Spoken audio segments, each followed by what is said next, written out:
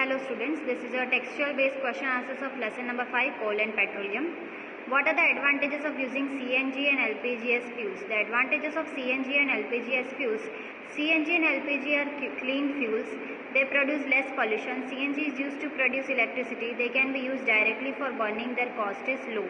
Mean CNG और LPG जो है वो क्लीन फ्यूल्स हैं, वो लेस पॉल्यूशन प्रोड्यूस करते हैं. CNG is use to produce electricity. वो इलेक्ट्रिसिटी प्रोड्यूस करने में भी यूज़ होते हैं. They can be use directly for burning, और बर्न करने के लिए वो डायरेक्टली यूज़ होते हैं और देयर कॉस्ट इज लो, और उसका कॉस्ट भी जो है वो लो है. In the petroleum product use for surfacing of roads. Bitumen is the petroleum product use for surfacing of roads. Bitumen एक ऐसा प्रोडक्ट है पेट्रोलियम का जो कि रोड को सरफेस को प्लेन करने के लिए यूज़ किया जाता है. Describe how coal is formed from dead vegetation. What is the process called?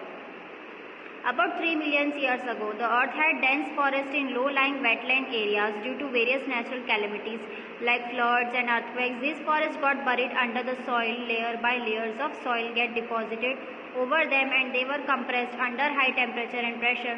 The plants got converted to coal slowly. This process is called carbonization.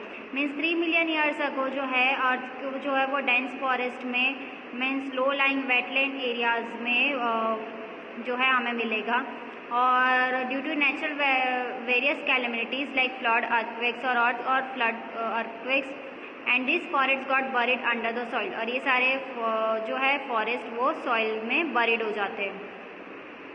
Layers by layers of soil got deposited over them and they were compressed. और layer soil जो है उसमें deposit हो जाती है और जिससे कि वो कंप्रेस्ड हो जाता है.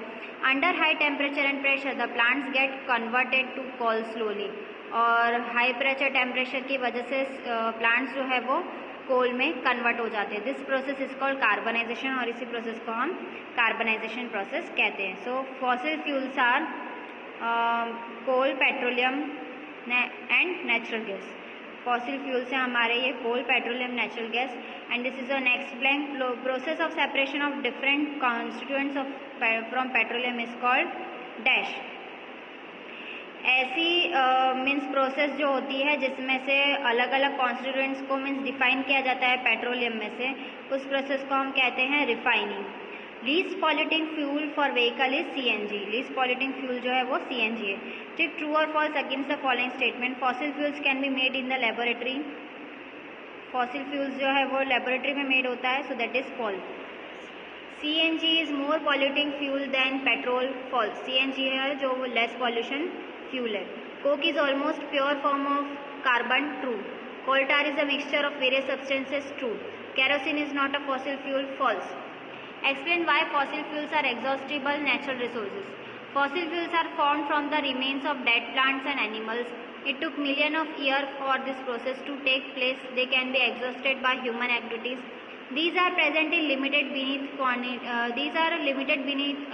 quantity beneath the earth and hence these are exhaustible natural resources. Fossil fuels जो है वो डेड प्लांट्स में means from the remains of dead plants. Fossil fuel जो है वो डेड प्लांट्स और एनिमल्स से बनता है. It took millions of years in this process to take place. Means काफ़ी मिलियंस ऑफ ईयर्स लग जाते हैं इस प्रोसेस को मीन्स जिससे कि फॉसिल फ्यूल बने. They can be exhausted by human activities, और ह्यूमन एक्टिविटीज़ के थ्रू एग्जॉस्ट किया जाता है. They are present in limited quantity beneath earth and hands. और लिमिटेड क्वांटिटी में वो अर्थ में प्रेजेंट है. These are exhaustible natural resources, और ये एग्जॉस्टिबल नेचुरल रिसोर्सेज हैं. Describe characteristics and uses of coke. Characteristics और यूजेज जो है कोक के हमें डिस्क्राइब करना है. Coke is tough. It is porous and black in colour. वो पोरस होता है, ब्लैक इन कलर होता है. It is almost the pure form of carbon. It contains 87% to 89%. Coke जो है वो टफ है, वो पोरस है, ब्लैक कलर का है. It is almost pure form of carbon, और प्योर फॉर्म ऑफ कार्बन का है. इट कंटेन्स 87% to 89% कार्बन, और उसमें 87% to 89% कार्बन होता है. Coke does not produce smoke while it is burning. Coke जो है वो स्मोक प्रोड्यूस नहीं करता जब वो बर्न होता है. तो यूजेज ऑफ कोक्स. अब कोक का यूज़ क्या है? इन मैन्युफैक्चर ऑफ स्टील. स्टील को बनाने में हम यूज़ करते हैं. In the extraction of many metals. अलग अलग मेटल्स को एक्सट्रैक्ट करने के लिए हम कोक का यूज़ करते हैं. Explain the process of formation of petroleum.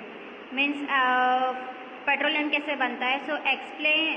Petroleum is formed from organisms living in the sea. Petroleum जो है वो ऐसे ऑर्गेनिज्म से बनता है जो कि सी एरिया में रहते हैं. As this organism died their body settled at the bottom of the sea, और जैसे वो ऑर्गेनिज्म मीन्स डेड हो जाते हैं तो उनकी बॉडी जो है वो सेटल डाउन हो जाती है सी में. This bodies got covered with layers of sand and clay, और ये सारी बॉडी जो है वो सैंड और क्ले से कवर्ड हो जाती है. Over millions of years in the absence of air and under high pressure, means काफ़ी सारे मिलियन ईयर्स के बाद मीन्स एयर नहीं होती वहाँ पर और हाई टेम्परेचर की प्रेशर की वजह से this dead remains got converted into petroleum and natural gas, और ये सारे डेड रिमेन्स जो हैं वो पेट्रोलियम और नेचुरल गैस में कन्वर्ट हो जाते हैं. सो here is the next question. The following table shows the total power shortage in India from 1991 to 1997. Show the data in the form of graph. Plot shortage percentage for the years of on the y-axis and the year on the x-axis. Means y-axis और x-axis पे. So 1991 में 7.9 था, 1992 में 7.8, 1993 में 8.3, 1994 में 7.4 shortage था, 1995 में 7.1, 1996 में 9.2 और 1997 में 11.5. So year and shortage percentage are given below the graph.